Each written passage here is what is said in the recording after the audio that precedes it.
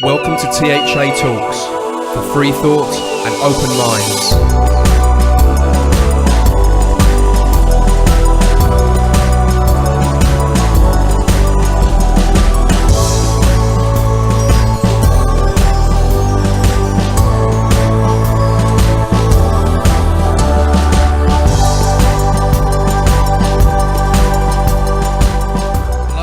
Overtelly, and you're listening to edition 87 of THA Talks, the alternative podcast show from the UK, bringing you weekly shows and all the best interviews we can get our sticky mitts on.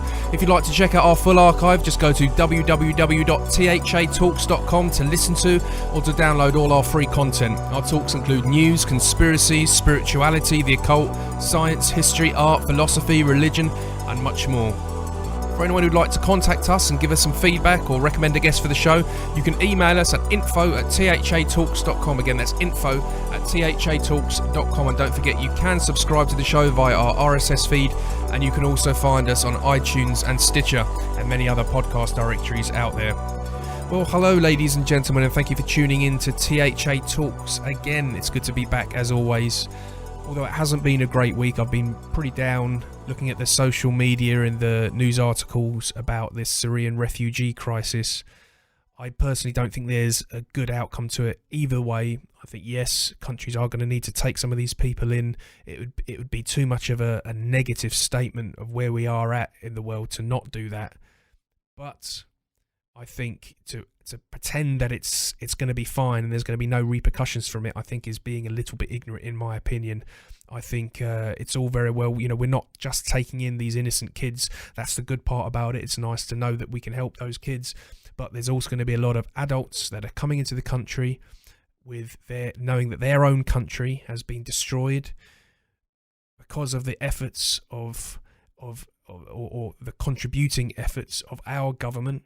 I say our government very reluctantly because they don't seem to represent much what the people of this country want in the country and outside of the country. But they know they're not stupid. They're going to come here and they're not going to be happy that they've lost their country. They're not going to be happy that the country they're in now isn't an Islamic country. And I think there's going to be big conflict that's going to come of this. The more of them that come in. I think that's inevitable. I think that's going to happen. I think it is going to raise huge problems in the country. It's already a problem that's starting to raise its head. A lot of people like to ignore it. Paying attention, it doesn't mean that you're being a bigot or that there's genuine concerns. And if that builds, we'll certainly find out if it's a genuine concern or not. And it is a worry. But as I said to you, we're in a position where we've got our backs to the wall. We can't just leave people in need. We need to help them. But I think it's high time we started to look at the people responsible for creating these problems. I think it's gone on too long. I think there's too much war going on now. We should have evolved by now. We're a big and strong enough nation where we can protect ourselves. We don't need to worry as much as we are. I don't believe that. I think there's ulterior motives going on. I think the governments of Europe and America and stuff, I don't think they're working in the interests of the people. I don't think they represent the people anymore. They never listen to them. They never listen to us. They're dictators, and I've lost complete faith in them, and I support nothing they do. That's my opinion. It's probably a very pessimistic opinion because it doesn't bode too well for the position we're in, but that is what I think. And I'm fed up of calling these people my government and associating with me and who I am and what I represent and what I want. I say the only criticism is we do pay our taxes and contribute and maybe don't protest enough. I'd like to see us protest enough. That's the criticism I've got. But here we are. We've got this ISIL or whatever they're called nowadays. They've been created by all the conflicts that's been happening around the area, and the government has been destabilised. Now it doesn't matter what we believe a government should be or shouldn't be. If you're going to destabilise a government, or if a government's going to be destabilised, it needs to be restabilised, and so that they can continue governing their country. That's my opinion. Whatever wrongs they may be doing, well, you deal with that politically, and that's what politicians' jobs are for. But it seems that we're quite happy to destabilise or contribute to the destabilising of a government, and letting a problem get so out of hand that there's only a certain few select options that you can do, and guess who always benefits? But there you go. Anyway, I do think this show can cheer us up a little bit. We've also got 3 of us on the show today. Yep, the whole team is on board today, so we won't only be going to the other side of London for a surge and a dramaturge to see David Parry. We'll also be going across the pond for a THA Bond to speak to Shana Collins. How you doing? Hey, Paul, how you doing? I'm good. David? Oh, Paul, Shona told me to walk this way, talk this way, walk this way, talk this way. She told me to walk this way, talk this way, and just a little kiss. Good evening to you both, Shona, my darling, and young Overtelly. How are you two? I'm good. Fantastic, David. I love it. We've missed your songs. That's the only chance I get to let off musical steam, so I sort of missed it too, I suppose. There was an element of sexiness to your voice there as well, actually. Fabulous. Yeah, absolutely. Gosh, that's what looking at Run DMC 15 times to get the notes right does. Gosh. It is great having us all 3 on for the first time, the 3 hosts all going at once, and it's a fantastic subject we've got today to have 3 of us on, like the 2012 John Major Jenkins. What are you guys' views on this subject? Oh, I mean, I suppose my worries are technical. I hope it doesn't come across like the Gang of 3 and Madame Mao attacking our guests. I'm sure not you. I'm thinking not Sharon. I'm thinking of you as Madame Mao. I don't know. I mean, this is more you two than me. I mean, I confess I'm very interested because I'm interested in all of these things. But I don't think I have an opinion. What about you, Shana?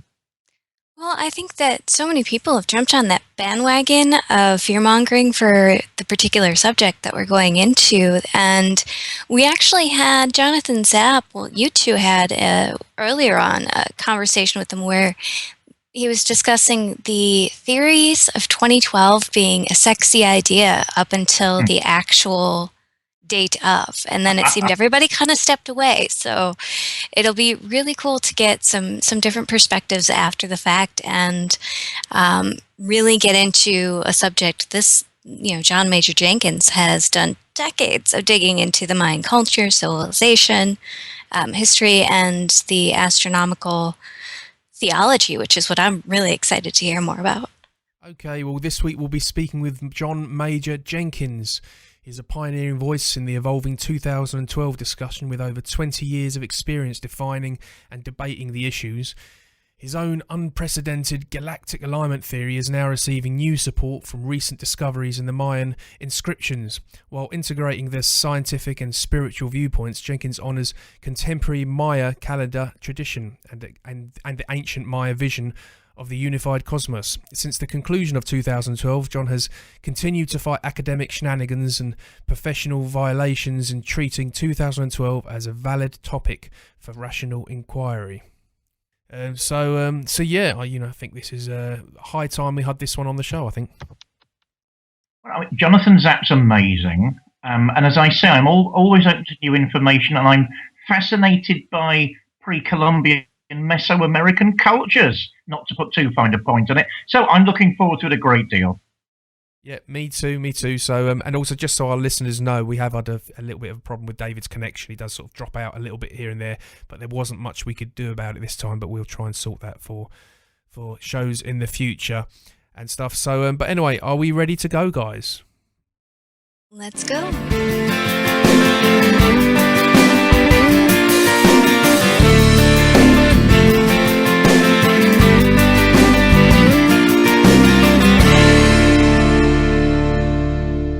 John, thank you for coming on the show. How you been? Oh, not too bad, Paul. I'm glad to be here. Yeah, well, it's a subject we haven't covered on THA Talks yet, but it's a massive subject, and it's something that, I mean, obviously pre-2012, it was, I mean, you had massive movies about it, the internet was flooded with debate and discussion about it, and so maybe what we can do is start off by letting our listeners know what work you did leading up to 2012, what it consisted of, and what you generally believed and what you were researching at that time. If we can start off there, maybe. Yeah, that's a good idea, sort of give your audience a general primer.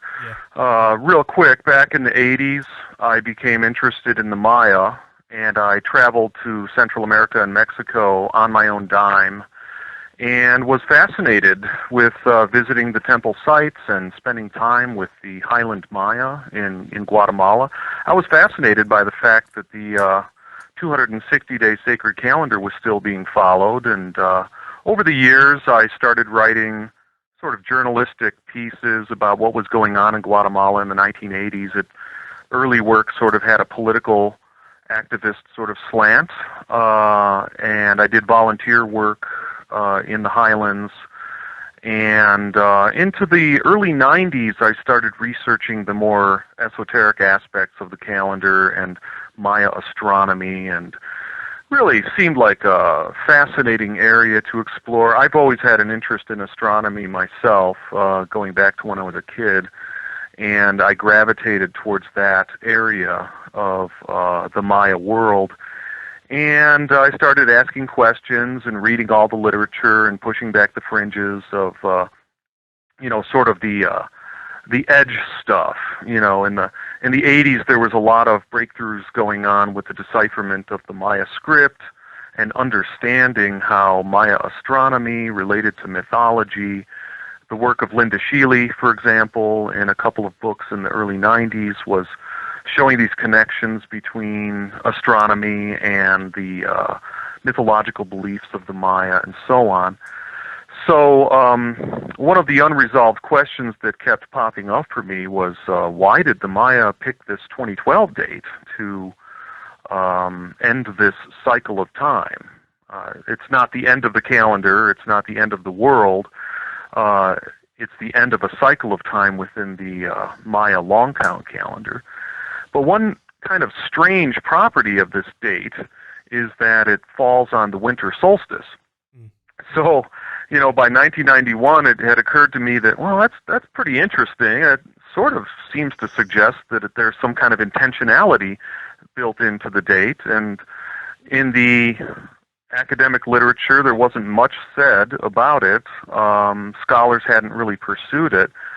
In fact, by that time, the 2012 concept was being branded in the marketplace as, some pretty wild stuff was being associated with it, a lot of mystical speculations and other kind of models.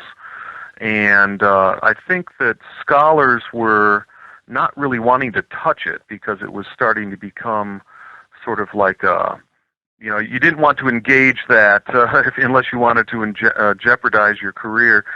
But I felt there was something really interesting there that could be explored from the vantage point of trying to figure out what the ancient Maya actually thought about that date. And so from that point on, I was doing the research and found sort of a key to understanding 2012 and fleshed out the evidence. And my book, Maya Cosmogenesis 2012, came out in 1998. My friend Terence McKenna, since he had written about 2012 from his own perspective, wrote the introduction to that book, and several books followed upon that. And as we know, the run-up to the 2012 date itself was sort of an increasing irrational superstorm of stuff in the marketplace. But what was more sort of perplexing and disturbing to me was the way that the academic community of scholars and astronomers had kind of a knee-jerk reaction to the evidence that I was finding, for example, that one could say something defensible and supportable about what the ancient Maya themselves actually thought about the 2012 day. Of course, it didn't have to do with doomsday or Armageddon or apocalypse, but there was something very, very interesting about a rare astronomical alignment, which we can get into if you want, because there's some new sort of stuff going on with that, and then also the belief connected to 2012. If you go back to sort of the origin of the calendar, this was the approach for me. I mean, it makes total sense. Let's examine the early culture and the sites, the archaeological sites associated with that culture, to where the long count calendar was invented. And this takes us back some 2,000 years to an early culture in southern Mesoamerica, and let's examine those places and see what we find. That was my approach, and no scholar and no other researcher had really taken that approach, and I found real interesting stuff, and everything unfolded from there. But the media, as well as scholars, for the most part, couldn't really approach it in that way. There was this unfortunate sort of process by which the scholars were forced to debunk the stupid doomsday meme in the marketplace, and the doomsday meme in the marketplace just kept doing what it was doing and cashing in and selling books and movies and stuff like that. So I was sort of, the in the middle of that, but it was hard to get the message through during that tornado of effects. There seemed to be, at some point, I remember researching myself on Google a little bit, and there was some conflict between researchers. I think you were involved a little bit yourself in when the actual date was that the calendar, whether it came to an end or whether it recycled, whatever it was. But you had a different opinion on it than someone else. Could you tell us a little bit about that and what your conclusion is on the date? I think it was something to do with leap years. Some people were saying, and they were saying, oh, the date's already passed or whatever. But there was a bit of a dispute about it. Right. Could you shed a bit of light on that?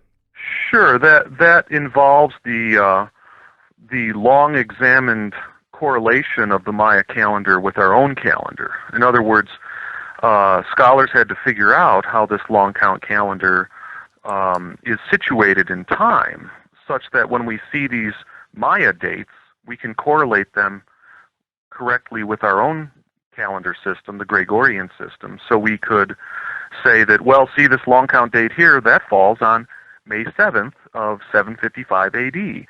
And that was the correlation question. It had been looked at for many, many decades, beginning with a German researcher named Ernst Forstmann in the 1880s. And Joseph Goodman pretty much figured out the correlation, and then it was fine-tuned in the 20s by J. Eric S. Thompson.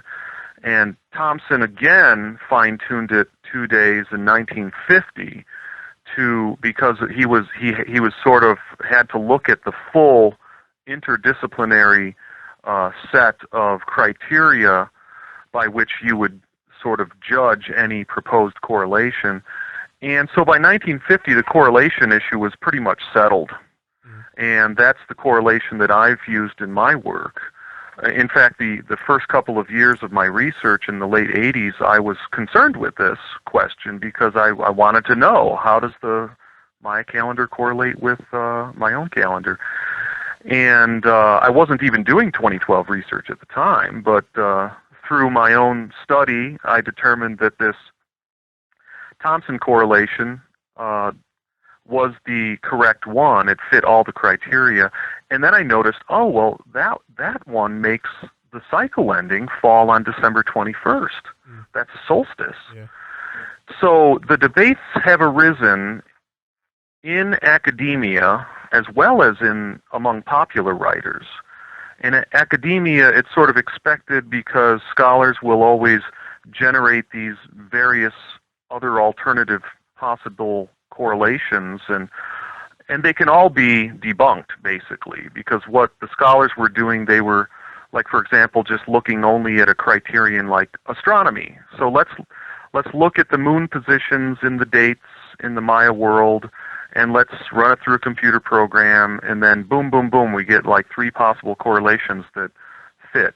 Except they were excluding the other criteria, such as the historical documents or the ethnographic evidence at the time of the conquest, testimonials as to what day it is. And so they can generate these sort of false possibilities. And now in the popular arena, you basically had Carl Kalleman. And he is a Swedish author and researcher who decided to reject the proven correlation in order to manufacture his own sort of proprietary end date, which fell on October 28th of 2011. And there was kind of a pseudo-logic that he applied to it that sort of made sense sort of made sense in the same way that, hey, we've got these 7 weekdays, but I noticed that they're not alphabetically ordered. Sunday, Monday, Tuesday, Wednesday, they're not alphabetically ordered. Let's reorder them alphabetically. And then you can kind of come up with this like pseudo-argument that would sort of make sense if you don't know the full situation. But yeah, and then there's that was basically it. And I did have long debates with Kalaman, and I was actually kind of amazed over the years at how much continuing traction his work continued to have, especially in the popular marketplace. And I guess it's just a testimony to one of the facets of the Maya calendar research, that a lot of the writers on the topic weren't really doing their basic research into the facts of the matter. So it wasn't just my opinion versus Kalaman's opinion. It was, my position was based upon the interdisciplinary criteria that was necessary in order to judge any proposed correlation, and it's the one that most of the scholars really agree with, based upon the evidence. Okay, well, before I get one of the others to chip in, we're obviously the other side of the calendar now. 2012 has passed. A lot of people were expecting UFOs to land or to see huge tidal waves destroy us, and that didn't happen. What's your views on now the date's come and gone? How relevant is it, and are we still feeling any effects from the date, or are you just generally just interested in where the calendar's gone from here? Well, there definitely was a phenomenon, sort of predictable in a sense, because it is an expression of that millennial fever sort of idea that strikes people. I think that as an archetype of change or death or transformation, it definitely strikes into the core of some sort of primary feelings that humans have about mortality and these profound questions. And fear, of course, is another one. It was the perfect sort of sticky paper for any fear-mongering that the media or an exploitative writer might want to project, sell some books or something. And so it was perfect sticky paper for that. But again, it was really unfortunate because the headline that you would always see at the beginning of a documentary or a movie or an interview, I mean, I did dozens and dozens of interviews with reputable news sources, including the UK Guardian and you name it, and despite what I would say right at the beginning about there being no evidence at all in the Maya traditions that the Maya were expecting the end of the world in 2012, that would be the headline at the top of the piece.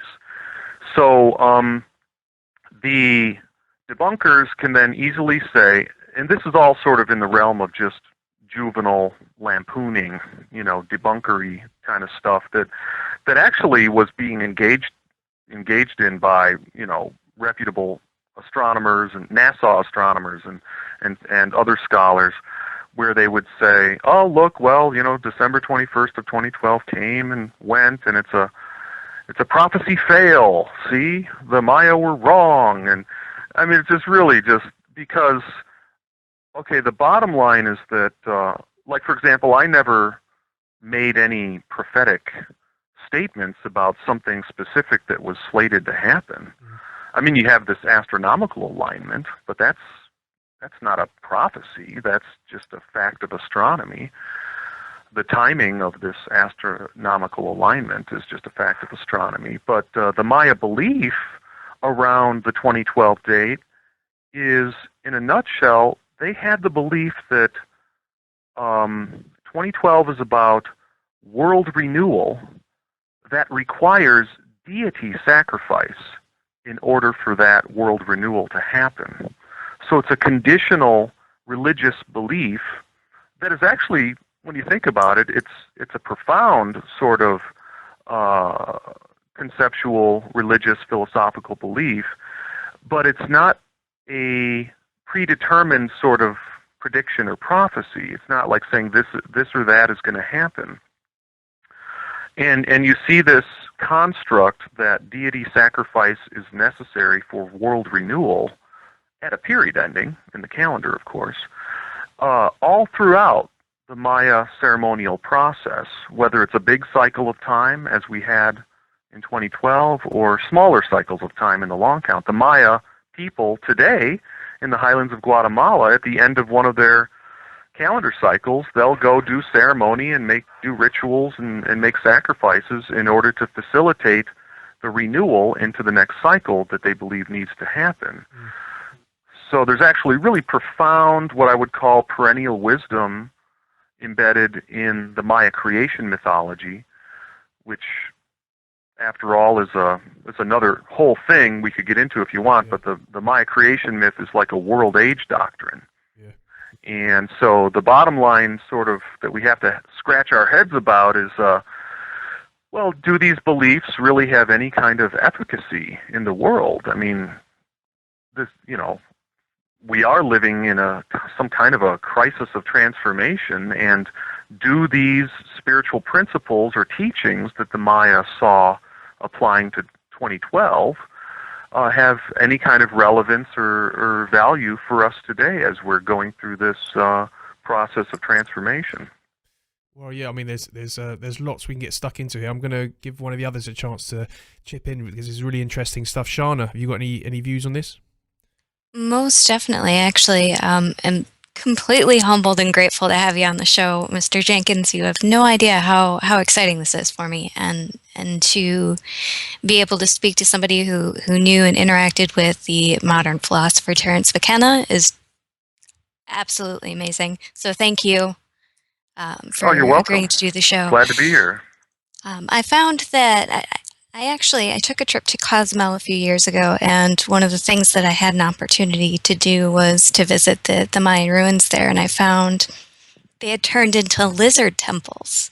There were all of these different reptiles running around, and I thought that was kind of a statement to what you had mentioned about there being an element of sacrifice of the deity within the Mayan prophecy, and how that relates to the collective consciousness, and maybe from a macrocosmic point of view, looking at the bigger picture and saying this could be an opportunity for humankind to go away from the reptilian mind, that of survival and, looking for the 5 basic needs, giving way to a more evolved mind and helping us to grow through this transition that it seems like a lot of people have taken out of context.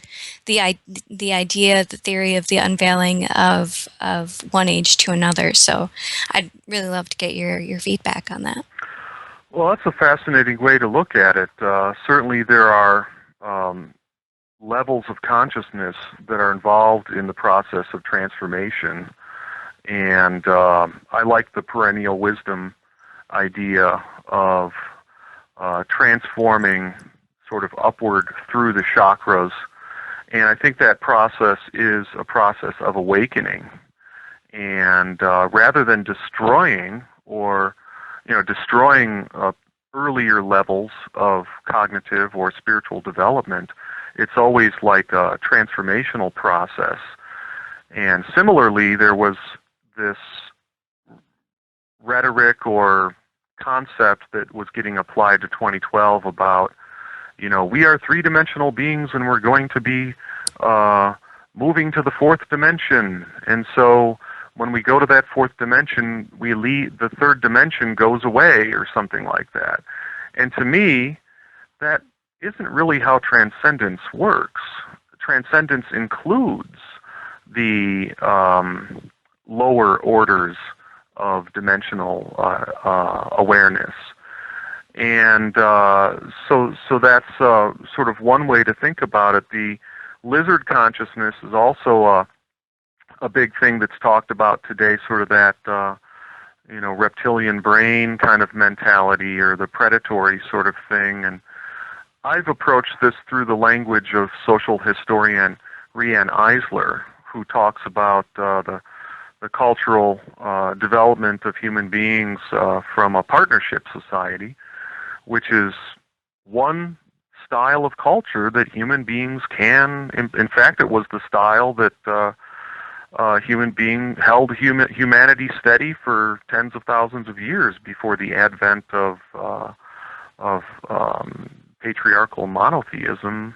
A short 6,000 years ago or something. But in her model, the partnership ideal values relationship and communication and art, as opposed to the dominator mode, which I think is more sort of predatory and territorial and maybe more associated with a kind of amphibian brain mentality, which the dominator mode, just seeks to consume. And I think that it's this sort of pendulamic swing between these two different styles of social organization that we're looking at right now in our society. Like we've been held thrall by this dominator mode, territorial expansions and resource depletion and species extinction. And it's caused by this particular orientation. And I don't think that it's hardwired into our humanity that we have to be sort of like primates with clubs going around. I think that the partnership mode is as genetically embedded in our beings, as the other alternative. I mean, we know this from research into the bonobos, a primate group that shares as much DNA as the orangutans do with us. And the other thing that your comment brought up, it's really fascinating, is in the Yucatan there's sort of this, I don't know what you'd call it, sort of, it's what I'd like to say is that it's great to go to these places. I mean, didn't you feel something special about being at those places today, being able to go there? Well, in for your me, own, in your own journey? It was a sense of going home to a certain extent, and I was just completely enthralled by the entire experience.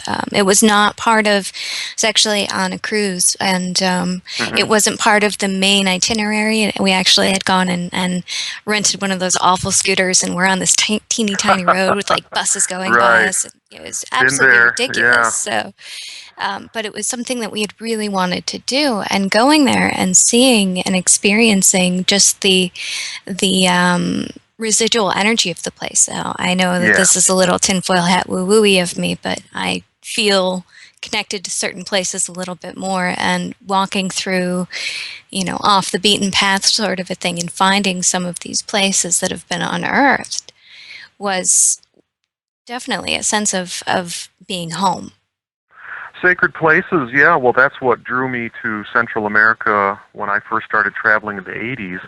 I think that there are sacred spots all over the world, all over the planet, and they're sort of like nodes of repositories of ancient wisdom that's trying to resurface in our modern times. And maybe it's the kind of wisdom that's more like, not just data bits of information, that kind of wisdom, but actually like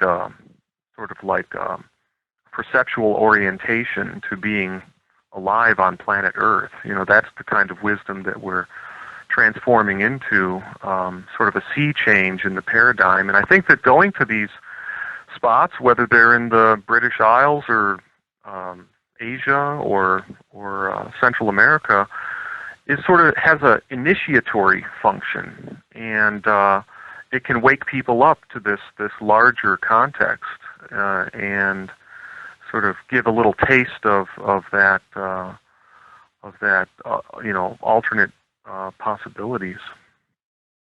Well, yeah, it's like you had mentioned earlier, the idea of almost the Kundalini experience of waking up and activating different chakra systems, and that being, when you find that place, much like the concept of ley lines and the energies of the earth, some of that is shifted with some of the wobble of the earth, just like with the Gregorian calendar and the difference between our way of looking at time and their way of looking at time. I would suggest that any prophecy writers would be aware of this and take it into account, which is why the physical date of December 21st, 2012 wasn't necessarily should not have necessarily been the focal point. As with any kind of astrotheology, you have to look at the long-term effect. Now, this was a long-term calendar that was coming to an end, so the effect of that would be similar to, say, in your personal astrology report, how the effects of a Neptune transit would affect you for more long-term and subtle ways, as opposed to, say, Mars, which is going to affect you quickly and right in your face, Yeah, and it's probably a function of how deeply a person is able to practice what it's necessary to practice in order for that, whatever that energy is, to play itself out. Like for example, sunrise in the morning is probably the most opportune time to wake up, but it requires that the person actually participates in that energetic unfolding in order to wake up in a timely way. The spiritual teaching, or the philosophical teaching, whatever you want to call it, for 2012 was that we have to sacrifice our attachment to the illusions that prevent us from engaging the process of world renewal. And there's a microcosmic component to that, which is really the start of the whole process, that we are renewing ourselves individually. And then from there, there's a cascade of unfolding that can happen on a collective level, which will be world renewal. But we have to engage this process in our own spiritual lives in order to facilitate that larger process. And we can resist. We can choose not to. We can choose to stay fixated to the illusions that keep us stuck to more limited planes of consciousness. Or we can choose to, and then it'll take longer for the whole thing to happen.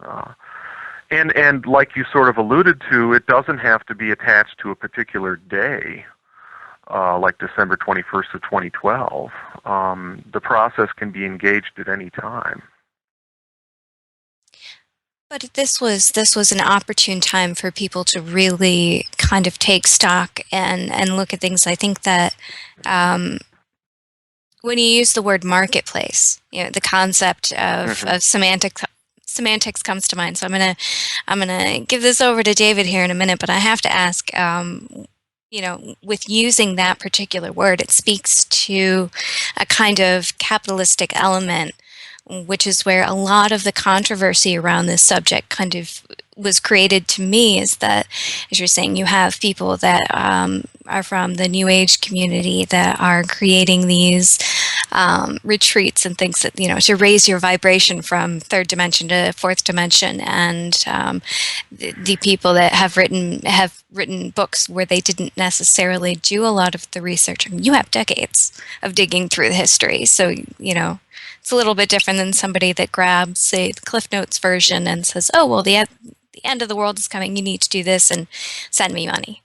So that controversy kind of takes away from the core knowledge that goes with this whole end of the long-term count, the longer year for the Mayan culture, and it's frustrating to me. Do you find that you end up arguing semantics at all with people and saying, it's not the end of the world, and does that take their focus away from the actual? Yeah, arguing semantics and clarifying terminology. As a writer, I realized that this was an important thing that I needed to pay attention to, because in just casual conversation, one can refer to the end of the Maya calendar, and I even still do that today. So it almost has to be understood with a couple of caveats, that you're not really talking about the end of time or really the end of the calendar either, but the end of a cycle of time within the Maya world age doctrine, and that the Maya had a cyclic time philosophy, so it wasn't about some kind of linear end of time or end of the calendar of the world. So yeah, I mean it has been sort of endless semantic arguments about the meaning of these words, which kind of gets us down to the core of these beliefs. And the marketplace itself, that's another one of those words. It's one of those words like sort of astrology or the New Age, that start to lose their meaning because they're so bandied about and abused. On one level, I think the marketplace is, especially in relation to this 2012 thing, is that it became sort of like a screen for the collective consciousness and the attitude of the collective towards mortality, towards immortality. And it became sort of a screen upon which people would project their fear of death, and also confusion or a lack of understanding of the relationship between the ego, which dies, and the eternal infinite ground of being from which everything in the manifest world springs.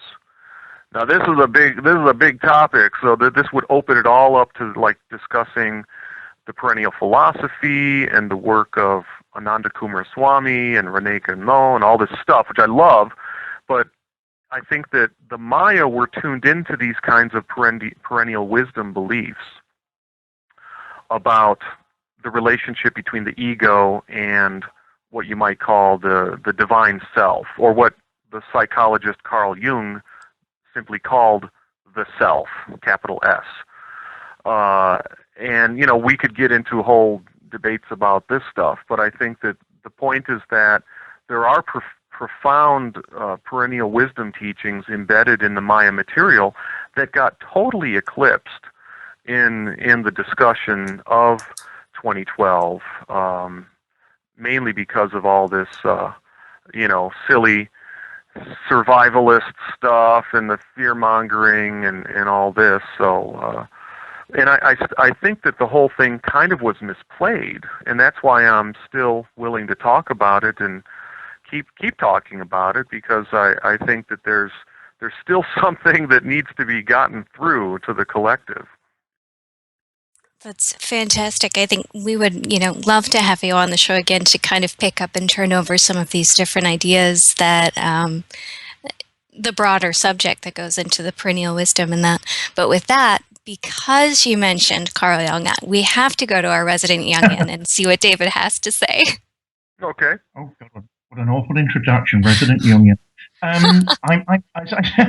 This is terrifying. It is lovely to talk to you, John. I confess I'm all at sea with this particular subject. I suppose I have to stand up to my Jungian credentials. I mean, I can't think of a time that is not a time of spiritual crisis. Every year, every age, every century, every millennium is a time of spiritual crisis.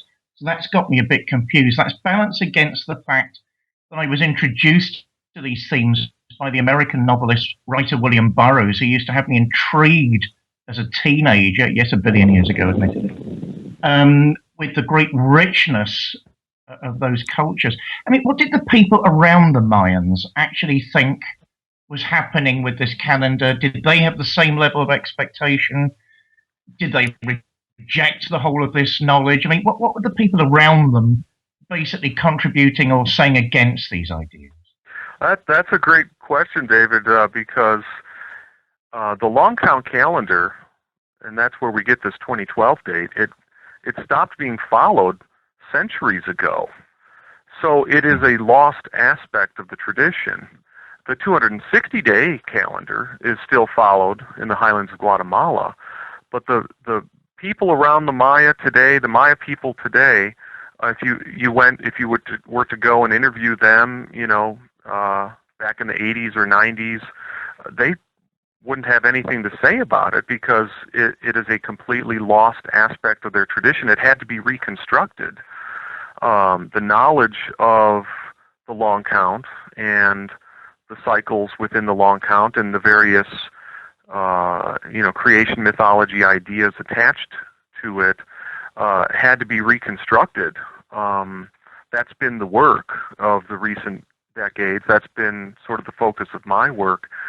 But as we got closer to 2012, a lot of times the Maya leaders and spiritual guides, they call themselves spiritual guides. They don't really like the the word elders, but they are ceremonialists, and they're pretty savvy. I've led lots of tours, and I've met lots of Maya people and have friends down there in Guatemala still, and really brilliant, savvy people, and they started to become more and more acquainted with this 2012 thing.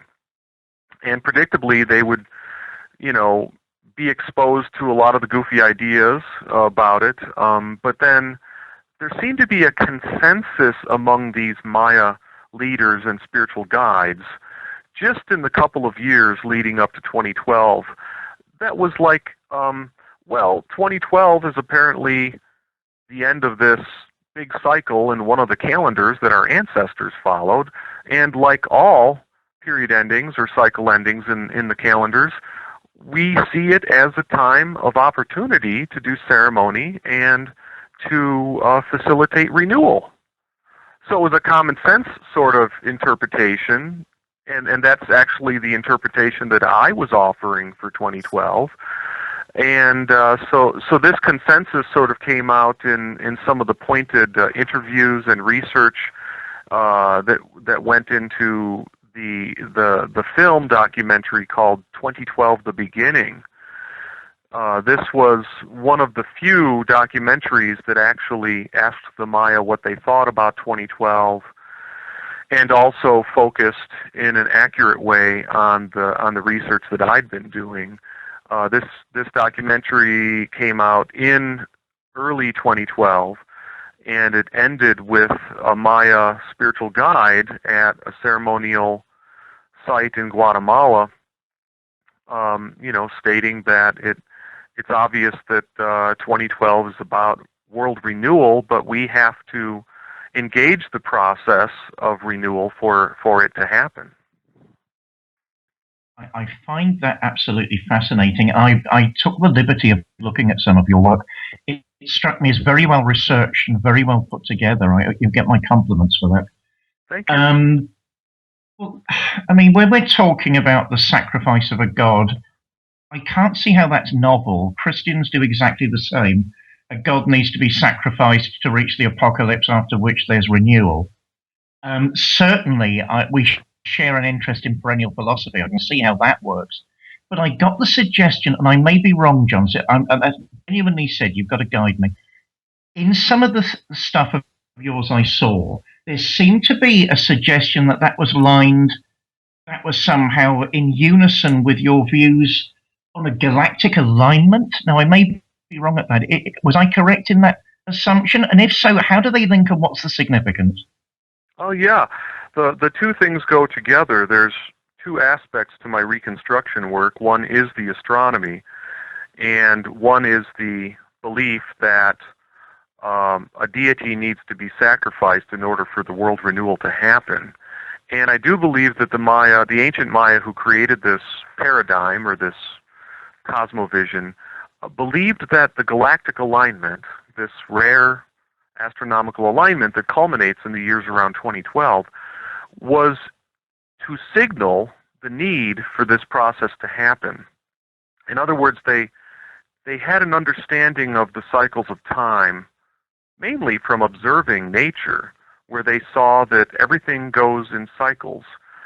Things are born, they grow, they increase, they achieve their maximum expression, they start to decay, they decline, and they die. And they go back into that source root, and then things spring forth again. so there's really two phases to all cycles in nature, periods of increase and periods of decrease. And the Maya saw this reflected in the natural world, from the growth of corn to plants to human beings to the cycles of the stars and the moon especially. The moon inflates to fullness, and then it declines and dies and is reborn. And so the Maya saw this kind of increase and decrease thing, which we might think of as the whole, Chinese symbol of the Tai Chi, the yin-yang thing. And they saw this in nature. And so they did fixate their model to a specific period of time that they thought, like what they saw is that in human culture, at the end of the cycle, the deity Seven Macaw appears. Hence, we have to talk sort of archetypally now about the role of Seven Macaw in the Maya creation myth. He's a bird. He's the macaw. He's squawking wildly. He's magnifying himself. He is the archetype of megalomaniacal egoism. He's controlling and deceiving humanity. And this is the deity that rules the world at the end of the cycle. Everything's corrupt. Everything's inverted. And this Maya idea that's in the creation myth goes along very nicely with the ideas of the French philosopher René Guénon, who talks about the crisis of the modern world and how everything's inverted at the end of the Manvantara, the cycle of the yugas, and so on. And for the Maya, then, there comes this period of time when humanity has to sacrifice their attachment to the illusions and the delusions that have been foisted upon them by this archetype of egoism. And so it is sort of a crisis. You're right. I agree that any minute, any day, any year in human history is sort of the crisis of ongoing unfolding. And at any given minute, we can make the decision to free ourselves from the constraining limits of our attachment to illusions in order to grow. It's like a continuous sort of examination of self or something. But I think that the Maya knew that we live within the field of time, within the field of these cycles. And so there becomes a maximized moment. And I think Shauna kind of alluded to this earlier too. There is a maximized moment of opportunity for when the act of sacrifice is most efficacious in order to facilitate that awakening, I think. We can call it renewal, but I think it's also like a process of awakening to a greater relationship with others in the universe. I mean, we certainly share an interest in René Guénon, but your work reminds me slightly more of Mircea Eliade. I was sat here thinking of the myth of eternal return as we were speaking. New Ages, why would the Mayan New Age be more significant than a Californian New Age or a New Age as discussed by Alice Bailey? Why is it so significant, or is it simply another manifestation of that idea? Well, this is really fascinating. I think the answer to that question resides in the astronomy of the galactic alignment, which is sort of the new kid on the block. I've traced the history of this idea back through some fragmented manifestations and sort of some loose expressions of it. It's kind of like the dawning of the age of Aquarius, except that Western astrology and astronomy tends to use the vernal point of the March equinox to time the shifting of the ages. This idea that it's the December solstice sun lining up not with some arbitrary constellation boundary, but with the bright band of the Milky Way. It's a way of tracking the precession of the equinoxes that is different than anything that Western philosophy has really been familiar with. And the Maya chose this way of tracking precession, and that's why they have this rare alignment that happens in the years around 2012, and they targeted their calendar to it as some kind of transformational promise or possibility for humanity. And the unresolved question, and this of course occurred to me years ago, and I've written about it in various ways in my books. I've explored, possible answers to this question. Is that, well, this alignment is pretty interesting. Can we argue or show or demonstrate scientifically that it does have some kind of transformative effect for humanity, or is it just part of a belief system that the Maya had? And this question is unresolved, except I think where this discussion could go is some of the work that's being done by Graham Hancock in relation to this. This is maybe a whole other can of worms, but I find it really. I was in Denver. I live in Colorado, and Graham and I have done events before. He was in town speaking at the Earth Keepers Conference in Denver, and I spoke at the conference as well. And of course, Graham has his follow-up book to the Fingerprints of the God book coming out in just a couple of months, and he talks about this transformational event that happened at the end of the last ice age. And the data shows that it may have been a fragmentary cometary thing that happened over North America 12,800 years ago. Now, this number jumped out at me because 12,800 years ago is almost precisely 1/2 of a precessional cycle. It would have been the time of the last galactic alignment, when the June solstice sun was lining up with the bright band of the Milky Way in the region of the nuclear bulge of the galactic center. In other words, the galactic alignment is not simply an alignment of the December solstice sun with the Milky Way. It's lining up with that part of the Milky Way that contains the nuclear bulge of the galactic center. So now there's a couple of things with this that one could explore that seems to suggest there's something scientifically going on here in terms of, say, entrainment effects. For example, we are roughly 26,000 light years from the galactic center. And this is the period of the precession of the equinoxes, 26,000 years. So this always jumped out at me as some kind of unexplained either, principle of entrainment or just a total coincidence. And it hasn't yet quite been explained, but this new information about some event that happened 12,800 years ago involving asteroids coming in, and I'm not trying to, push the alarmist doomsday button here or anything, but it seems that these things have to be examined and looked at. This is edge stuff. This is real edge stuff, and I wish we could enlist smart astrophysicists into the discussion who weren't just going to, react negatively to these kinds of topics being explored. John, I could talk to you for hours, and as a diehard Jungian, I always believe that subjectivity is objective, so I'm not really sure that we need to drag anything external into this. You're a mine of information. You've got me absolutely hooked, and I do hope you'll come back on the show at some point. Fellow interrogators, what do you think? Oh, it's very very interesting. I mean, it's a bit of a rabbit hole, this one, because there's so much you can talk about with it. I mean, yeah. Generally, looking at the world around me today, I see. I mean, the word apocalypse means unveiling, right? Revealing, or yeah. For me, that's what 2012 has always meant to me.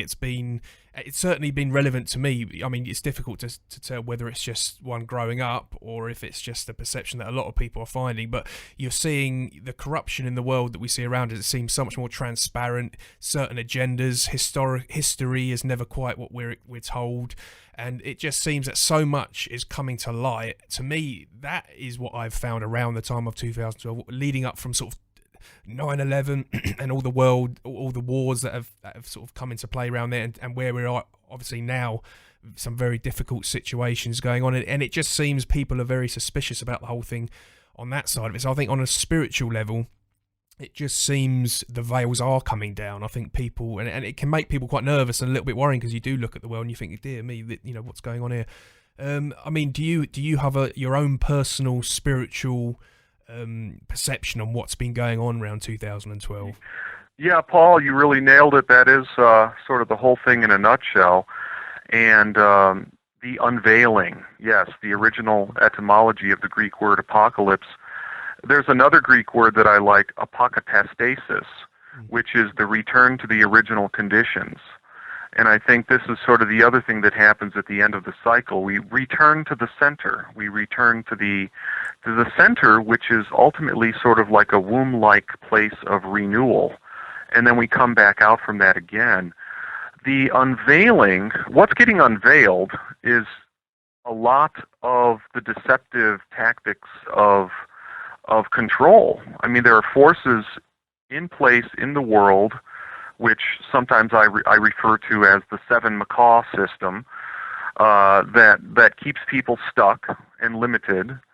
And so as things are, as things are becoming unveiled, as the true way that things are wired up and the control systems that are in place to keep people stuck to a more limited kind of consciousness, as that stuff gets unveiled and people become more aware of it, the system has almost like a viral response in which it ups the ante with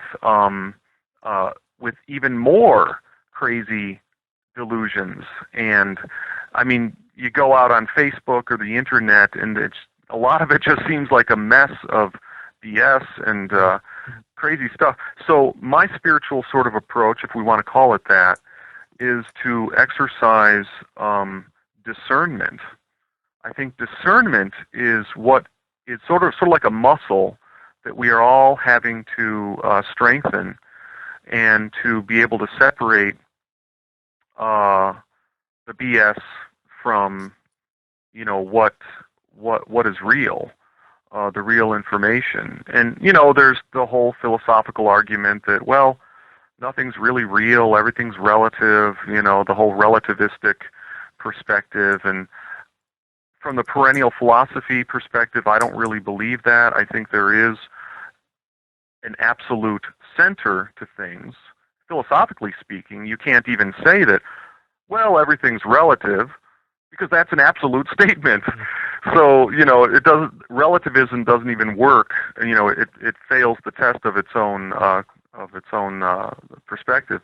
But so I think that I encourage people to exercise clarity and discernment when looking at everything that's unfolding. I think there are sort of ways that the seven macaw system continues to try to entrap people and enslave people in its system. Unfortunately, I have maybe a sort of a Luddite sort of perspective on smartphones and the internet and everything, because I think this is a whole other conversation, but I think that, in some ways, that interface is normalizing our dependence on technology. And one can envision a world 20 years down the line or 30 years down the line that does involve, implants, at age 2 months, in the same way that we have vaccines happening now at age 2 months and stuff like this, and so I think we really have to exercise discernment in how we choose our lifestyles and how we exercise sort of like, commitment to what's real. Yeah. Well, that sounds like some good advice to me. We are very much getting towards that time now. Shana, is there anything you'd like to quickly add before we wrap it up? Yeah, Mr. Jenkins, again, thank you so much for being on the show. We would love to have you on again. Absolutely, yeah. But other than that, just making sure that we, put the word out for the website, or if there's any new books coming out. Yeah, we should definitely talk again, because there's a whole other thing with the ongoing discoveries and research in the Maya world. My website is a great resource for this, because I continually update this particular website with new research. It's called the Center for 2012 Studies. And you can Google that, or the website is actually thecenterfor2012studies.com. And from there, you can get to the umbrella connections to my other websites. JohnMajorJenkins.com is sort of another umbrella. It's more personal stuff, like I write poetry and I do other kinds of research. So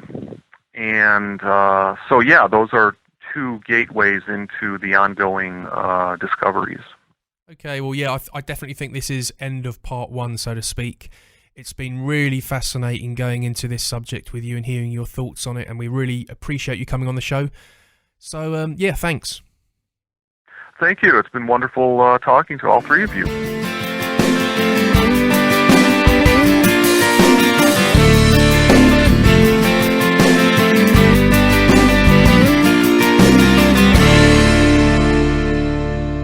John Major Jenkins. Thoroughly enjoyed that one. Such an interesting topic, 2012 and that kind of stuff. Where were you guys with that? I think that was absolutely thoroughly interesting and exciting to have him on the show. I've been following the work of John Major Jenkins for a while, so it was a very humbling experience to have this conversation with him. But yeah, really cool stuff. And David? Well, I'm very sympathetic to him. I mean, this may come as a shock for our listeners since it's from this particular source. I like the evangelical American minister Chuck Missler. I think he's astonishing. And it was something he said recently that I sort of was struggling with anyway. It's the back of my mind. You know, the traditional sciences, which I do respect and do admire and think they have to keep going, they really are turning, if they're not careful, into an alternative belief system. If you set out looking for rational answers to questions which are based in rationality and only rationality, then you've actually stopped looking for the truth. It doesn't surprise me he's had grossly unwarranted attacks by people who should know better. And it's a sad sign of the times that John has had to struggle with that. But hey, there we are. Work goes on, and that's one of the points of this show, free thoughts and open minds. Yeah, absolutely. I think anything like that, anytime you tread into sort of territory that's not part of the mainstream norm or the politically correct, you're always going to get attacked by those that like to stick to that sort of that area. Unfortunately, that's the way it is, but I think with the internet and more open-minded people, you're just getting a lot more alternative research, and it makes it all more interesting to research, in my opinion. Anything else? I do take scholarship very seriously, and I think it's grossly underrated these days, and it's too easily underrated. My problem, I mean, he was alluding to it himself, is that people in academia in those spheres almost feel compelled to give a certain type of answer, or funding dries up, you know, or they suddenly don't get the promotion they knew they were going to get for 3 years.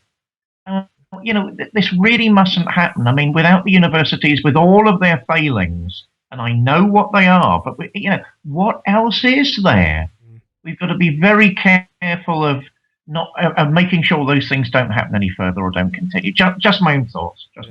No, very well said. Well, thank you, Shana and David, for joining me here on THE Talks. It's great doing the show with you guys.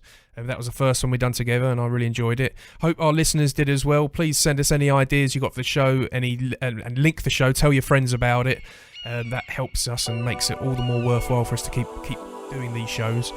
And thank you for tuning in again. We've got some really cool guests coming up. Me, David, and Shana will be getting as much out there as possible, and just keep tuning into THA Talks, and that'll be really cool. So until the next time, guys, see you later. Take care.